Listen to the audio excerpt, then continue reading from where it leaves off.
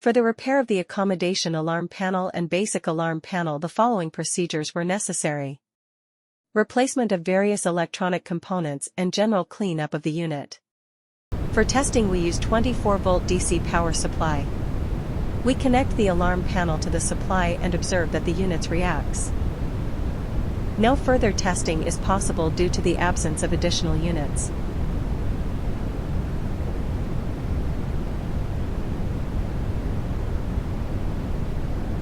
The same process repeat and for the basic alarm panel.